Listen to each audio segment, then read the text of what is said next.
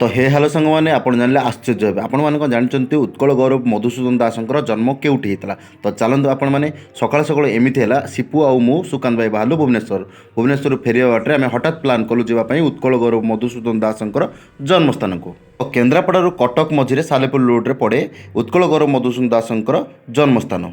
आम मान गाड़ी गड़ुला मधुसूदन दासंकर गाँ भितर आपण देख पाते सुंदर गाँ बहुत सुंदर लगुले गाँ टी आपण मैंने देख पाते गोटे साइन बोर्ड पड़ा से साइन बोर्ड अनुसार आम आग को माड़ी चलू देखिपे सुंदर गाँ छोट छोट कुन कुन पिला गाड़ी आगे आसी देखिपे ताल गच वाओ के सुंदर गाँ बहुत खुशी लगिला। आग को जय गोमाता गोमाता पलि आसिले जड़े माँ नहीं जाते गोमाता को। तो फाइनाली आम मैंने पहुँची गलु आसिकी उत्कल गौरव मधुसूदन दासंकर जन्मपीठ पाखे गेट्रे एंट्री कर देख दीटा बोर्ड मरा है गोटे बोर्ड लिखाई कस्तूरबा गांधी गोटे ट्रस्टर बोर्ड और गोटे उत्कल गौरव मधुसूदन दासंकर जन्मपीठर बोर्ड। तो क्या किसी न पचारि डेरी नक आम भर को पशिगलु गोटे कुकुरटे शोता देखिक आमको चाहिला और लाज गला।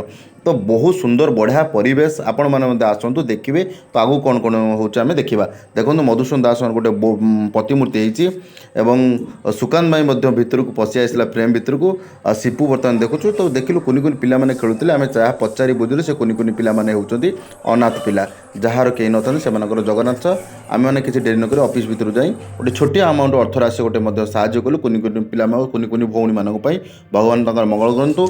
तो आगू चलून देखिबा उत्कल गौरव मधुसूदन दासंकर केते केते सुंदर सुंदर ऐतिहासिक जिनस अच्छी ताकू निश्चित भाव में आगू देखा उन्मोचन कराइला। ओडिशार पूर्वतन मुख्यमंत्री श्रीयुक्त नीलमणि राउतଙ୍କ द्वारा उन्मोचन कराइला।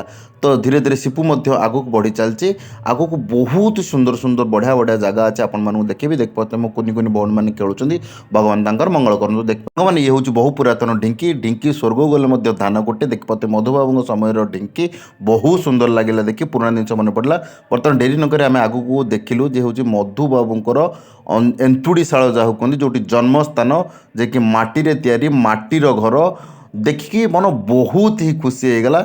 सतरे मधुबाबूर जन्म बेलर कथा केते सुंदर पुराना ऐतिह्य जिनिस मन बहुत ही खुशी लगुता है। से समय शाल काठरे तैयारी होता है पिलर माटी घर को शाल काठरे तैयारी पिलर मु कौन कली कैमेरा आड़ गोटे चाहिदेली आ पवित्र माटी को आनिकी लगेदेली सिपु मुंडे सिपु बहुत खुशी गला। यही पाद पड़ा मधुबाबूर देखिए मधुबाबूर एंतुड़ीशाला भीतर दृश्य मधुबाबूर फटोटे रही सुंदर झोटी पड़ी देखते कुनि कुनि मो कुनि कुनि भौणी मैंने खेलुं आपण मैंने जब भी प्लां करुँच निश्चिंत भाव आसबे। ये मतलब राष्ट्रमाता कस्तूरबा लगी फटो ये देखी नथिले वीडियो को आसीगले सुकांत भाई मधुबाबू एंतुड़ीशाल सुंदर सुंदर जगह अच्छे आपण मैंने जब भी प्लां करा निश्चिंत भाव आसबे गोटे जो अनाथ आश्रम निश्चिंत भाव किसी ना कि डोनेट करेंगे बाध्य नहीं क्या रही आपण मानक नेक्स्ट ब्लॉग रे देखा से पर्यटन आमको विदाय दिंतु। नमस्कार जय जगन्नाथ जय श्रीराम।